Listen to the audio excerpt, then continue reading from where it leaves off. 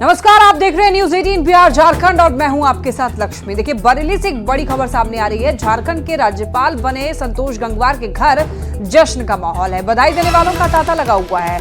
बरेली स्थित घर पर लोग बधाई देने के लिए पहुंच रहे हैं। राज्यपाल बनने के बाद संतोष गंगवार ने कहा है कि ये लोकतांत्रिक व्यवस्था है, अपनी जिम्मेदारी ईमानदारी पूर्वक निभाऊंगा। तो बरेली स्थित घर पर लोग जश्न मना रहे हैं, वहां पर बधाई देने के लिए पहुंच रहे हैं। बधाई देने वालों का वहां पर तांता लगा हुआ है। देखिए, ये तस्वीर उनके घर की तस्वीर है, आप देख सकते हैं। झारखंड के राज्यपाल बने हैं संतोष गंगवार, उनके घर पर जश्न का माहौल है। देखिए, बधाई देने वालों का तांता लगा हुआ है और उनके घर के बाहर की भी कुछ तस्वीरें सामने आ रही है, घर के अंदर की भी तस्वीर। और वहां पर आपको बता दें, जश्न मनाया जा रहा है। झारखंड के राज्यपाल बनाए गए हैं, बीजेपी के कद्दावर नेता हैं। बताते चलें आपको, संतोष गंगवार बीजेपी के कद्दावर नेता रहे हैं और अब झारखंड के राज्यपाल बनाए गए हैं। हालांकि एक तरफ जश्न का माहौल है तो दूसरी तरफ इसको लेकर सियासत भी हो रही है। लेकिन झारखंड के राज्यपाल संतोष गंगवार के घर की कुछ तस्वीर आपको दिखा रहे हैं। है और राज्यपाल का जो जिम्मेदारी और दायित्व होता है, ये हम इस बात को एहसास करते हैं और वास्तव में इस लोकतांत्रिक व्यवस्था में एक सही ढंग से शासन प्रशासन जो है ये जिम्मेदारी है। राजनीतिक दल जिस ढंग से काम करें, हम लोगों की जिम्मेदारी है उसको नियंत्रित करें और ऐसा काम न करें जो किसी को कहने का मौका मिले।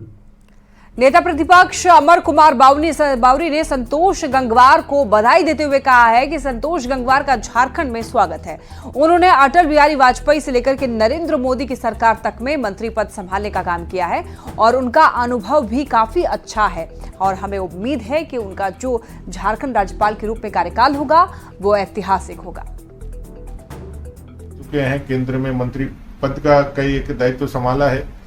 आदरणीय अटल जी के साथ भी उन्होंने केंद्रीय मंत्री के रूप में काम किया है। आदरणीय नरेंद्र भाई मोदी जी के साथ भी केंद्रीय मंत्री के रूप में काम किया है और उनका झारखंड के अंदर राज्यपाल के रूप में मनोनयन झारखंड के लोगों के लिए एक सुखद भविष्य लेकर के आएगा।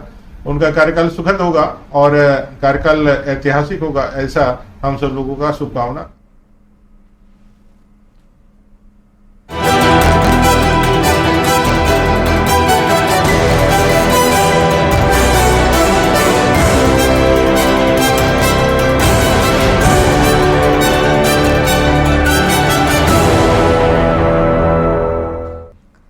पूर्व केंद्रीय मंत्री संतोष गंगवार को राष्ट्रपति द्रौपदी मुर्मू ने झारखंड का राज्यपाल नियुक्त किया है। संतोष गंगवार 6 बार सांसद रह चुके हैं और बीजेपी में लंबे समय तक सक्रिय भी रहे हैं। वैसे तो पूरे देश के 9 राज्यों में नए राज्यपाल नियुक्त किए गए हैं, लेकिन झारखंड में इस पर भी बयानबाजी होने लगी है। कौन है संतोष गंगवार जिन्हें झारखंड का राज्यपाल बनाया गया है और क्यों इस पर सियासत हो रही है, इस रिपोर्ट में देखिए।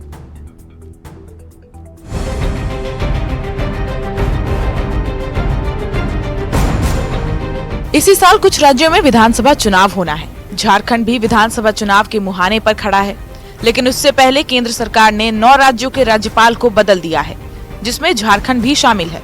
पूर्व केंद्रीय मंत्री और बीजेपी के वरिष्ठ नेता संतोष गंगवार को झारखंड का नया राज्यपाल नियुक्त किया गया है।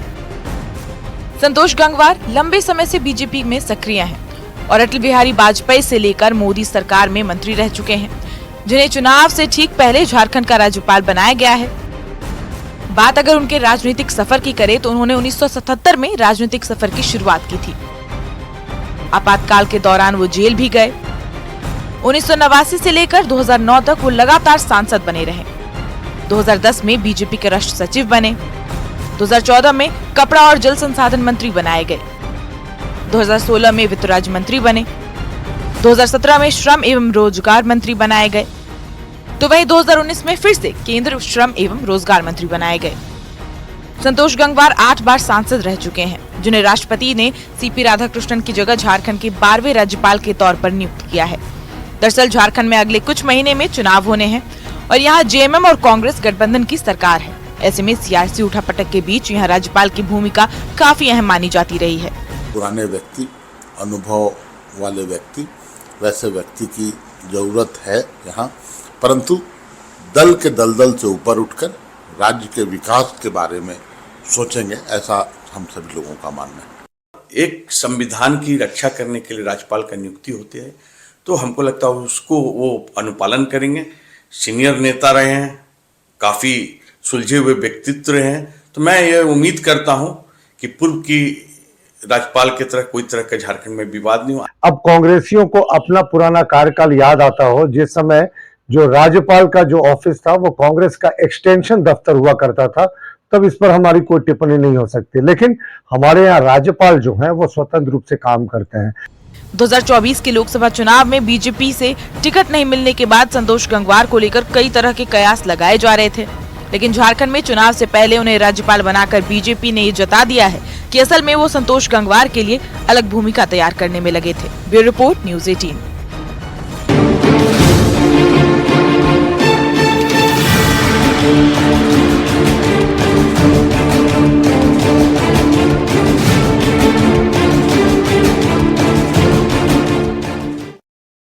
घुसपैठियों पर दिए विवादित बयान के बाद विधायक शिल्पी नेहा तिर्की ने अपनी सफाई भी दी है। न्यूज़ 18 से खास बातचीत करते हुए कांग्रेस विधायक ने कहा है कि वो अपने बयान पर अडिग हैं और उन्होंने किसी की तुलना घुसपैठियों से नहीं की।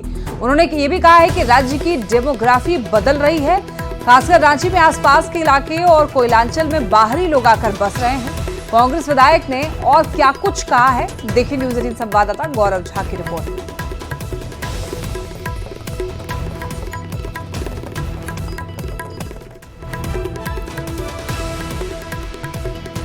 नेहा तिर्की इस वक्त हमारे साथ है। मैम, क्या हुआ उस बयान में? देखिए, बीजेपी के झारखंड के जो बीजेपी के लोग हैं उनको ये समझना होगा पहली बात तो कि डेमोग्राफी चेंज क्या होता है। डेमोग्राफी चेंज का मतलब होता है शिफ्ट इन पॉपुलेशन। जो सोशल और कल्चर यहाँ पे बदलाव आया है पॉपुलेशन में समय के साथ, उसके बारे में। और ये लोग बात करते हैं अपने राजनीतिक स्वार्थ के अनुसार। पूरे झारखंड में जो डेमोग्राफी चेंज हुआ है उसके बारे में क्यों नहीं बात कर रहे हैं? मैंने कब कहा बाहरी लोग घुसपैठिए हैं? मेरे जो 2 मिनट का जो बयान है उसमें मैंने ना तो इस शब्द का प्रयोग किया है और ना ही मैंने किसी की तुलना किसी के साथ किया है। मेरे 2 मिनट के बयान में आप थरोली देखेंगे तो मैंने केवल और केवल डेमोग्राफी चेंज का बात किया, जिसको मैं आज भी उस मुद्दे के साथ अडिग खड़ी हुई हूँ कि झारखंड में विशेष रूप से रांची और कोयलांचल में डेमोग्राफी चेंज हुआ है। नेहा तिर्की को इस चीज से नाराजगी है कि बाहर से लोग आकर झारखंड में बस रहे हैं और आदिवासियों की अस्मिता खतरे में है? मुझे इस बात से नाराजगी है कि यहाँ के लोगों ने बहुत सपनों के साथ, हमारे पूर्वजों ने झारखंड के लिए, अलग राज्य के लिए लड़ाई लड़ा। आज हमारे आदिवासी मूलवासियों के प्रतिनिधित्वता घटती जा रही है, तो मुझे तो नाराजगी है क्योंकि मेरे अपने लोगों का जो अधिकार है, जिसके लिए राज्य का गठन हुआ, वो अधिकार उन तक पहुंचा नहीं, तो नाराजगी तो रहेगी। गौरव झा, न्यूज़ 18, रांची। सांसद निशिकांत दुबे के बयान के बाद से सियासत तेज हो गई है। इस पूरे मामले पर कांग्रेस प्रदेश कार्यकारी अध्यक्ष बंधु तिर्की ने प्रतिक्रिया दी। बंधु तिर्की ने सांसद निशिकांत दुबे के केंद्र शासित राज्य की मांग पर कड़ी आपत्ति जताई है। इस दौरान बंधु तिर्की ने बांग्लादेशी घुसपैठ और केंद्र शासित राज्य की मांग पर बीजेपी पर जमकर हमला बोला। बंधु तिर्की ने कहा है कि इनको सबक सिखाने की जरूरत है।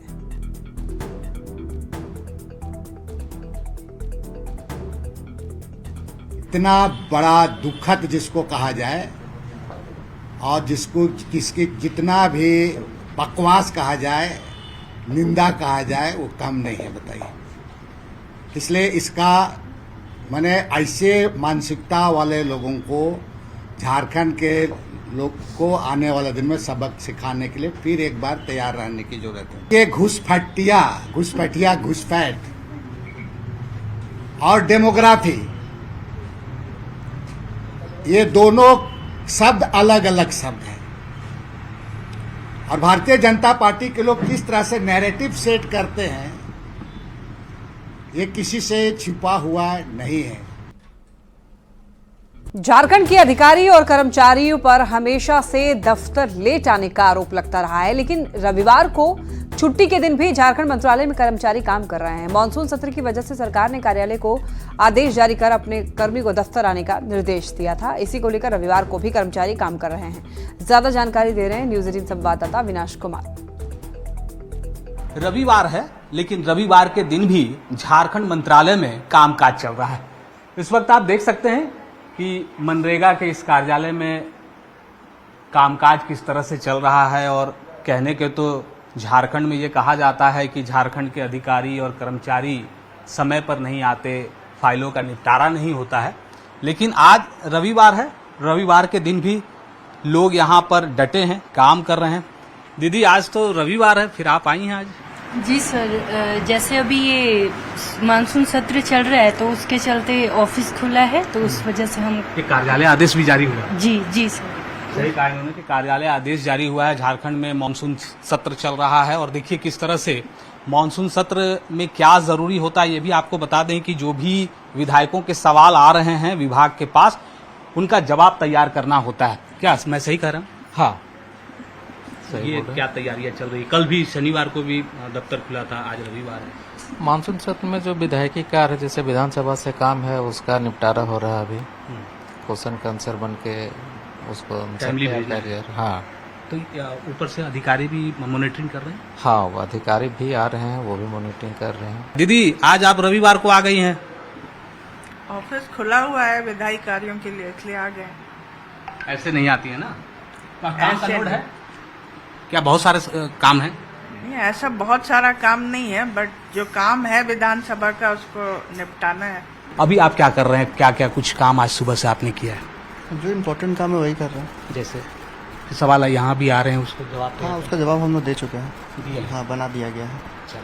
ये 2 अगस्त तक मानसून सत्र चलना है और इस दौरान शनिवार और रविवार को झारखंड मंत्रालय में सभी दफ्तर, खासकर अगर हम जिस ग्रामीण विकास विभाग की हम चर्चा कर रहे हैं, जिस कार्यालय को हम दिखा रहे हैं, वहाँ कामकाज चल रहा है, क्योंकि जो सवाल आए हैं उनका जवाब ऐसे ही दफ्तर से तैयार किया जाता है। कैमरा पर्सन संत के साथ अविनाश कुमार, न्यूज़ 18 रांची।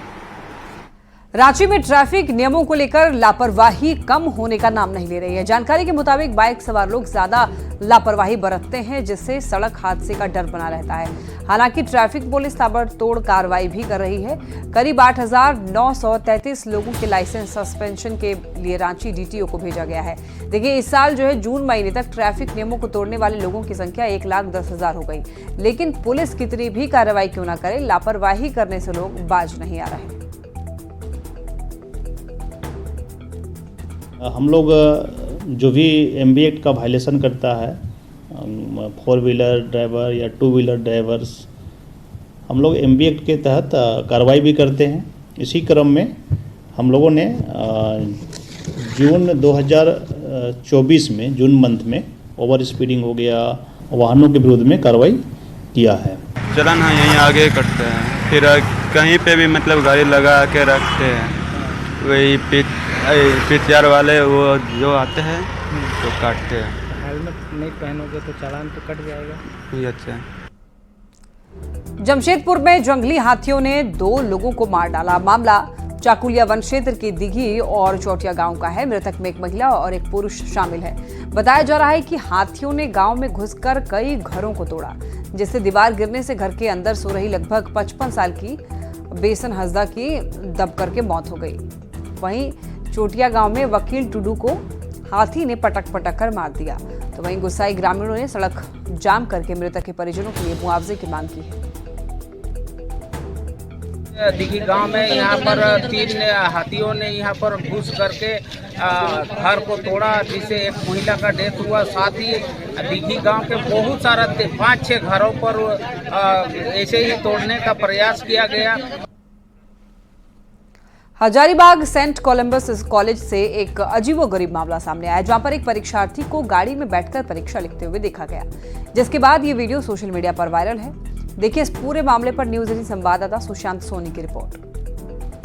ये है कि बच्ची का बैकबोन का ऑपरेशन हुआ है और कंट्रोलर का भी मौखिक आदेश है कि इनका परीक्षा कंडक्ट कराया जाए। तो वो अंदर जाके बैठवाए, नहीं बैठ पा रही थी। फर्स्ट डे भी नहीं बैठ पा रही है, सेकेंड डे भी जब दूसरी परीक्षा आज हुई तो आज भी हम लोग बैठाने का प्रयास किए, नहीं बैठ पा रही थी। फिर अब पीछे से पेन हो रहा था, बोले सर हमको कार में भी बैठने की अनुमति दिया जाए। लोग भी 2-3 बार गए हैं, टीचर भी 2-3 बार आए हैं, देखे हैं, लिख रही है अपनी धुन में। लेकिन आप लोग जो बताए कि कभी मोबाइल देख रही थी या मोबाइल से लिख रही थी, ये मुझे जानकारी नहीं प्राप्त हुआ। और किसने वीडियो बनाया ये भी मुझे जानकारी इसकी बात के नहीं है। एग्जामिनेशन सेंटर सत कोलंबस महाविद्यालय में है, जहां पर जो है आज इसे एग्जामिनेशन सेंटर बनाया गया था और यहां पे हजारीबाग के मारखम कॉलेज, करणपुरा कॉलेज के अलावा जो है गुलमोहर कॉलेज का केंद्र बनाया गया था, जहां पर सेमेस्टर 3 की जो परीक्षार्थी है वो यहां पर परीक्षा देने के लिए पहुंचे थे।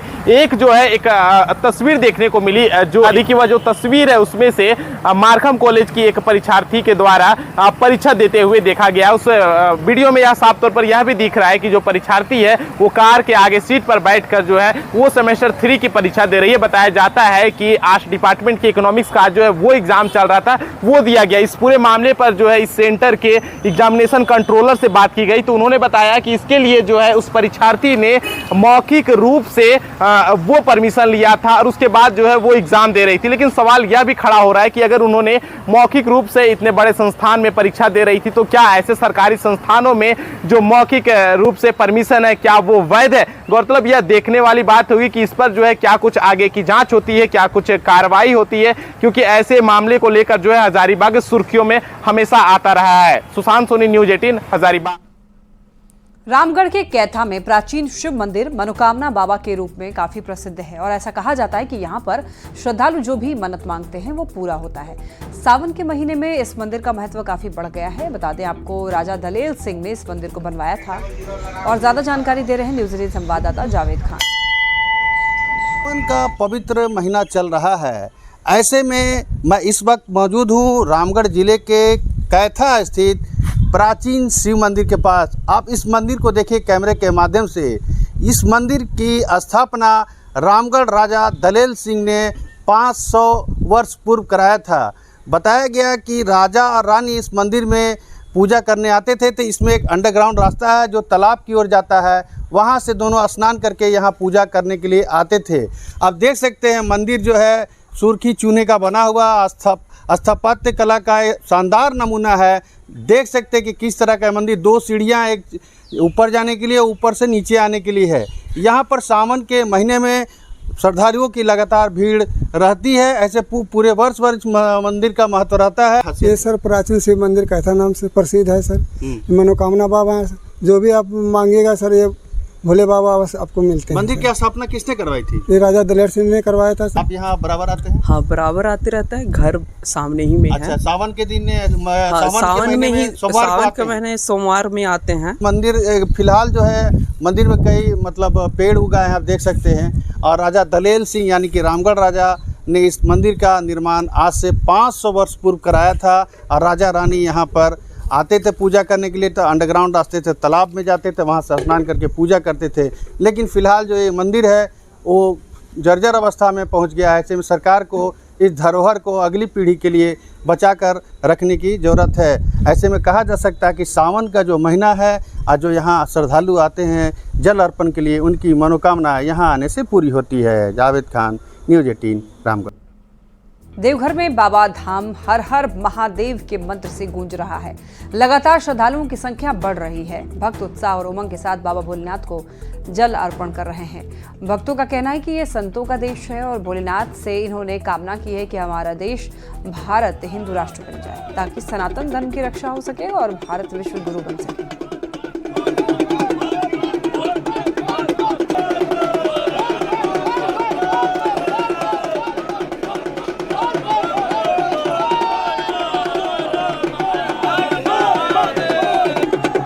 हमारा हिंदू राष्ट्र बन जाए, जिस संतों को रूप लिया है ये हमारा रूप अमर बन जाएगा। जब हिंदू राष्ट्र बन जाएगा, जब जन्म लिया तब खत्म हो जाएगा, और हिंदू राष्ट्र जब बन जाएगा वो अमर बन जाएगा और हमारा सनातन धर्म अमर हो जाएगा। सनातन धर्मों से सारे सृष्टि हुआ है और सनातन धर्मों में सृष्टि रहेगा। और इसी के साथ बुलेटिन में इतना ही। तमाम खबरों के लिए आप देखते रहिए न्यूज़ 18।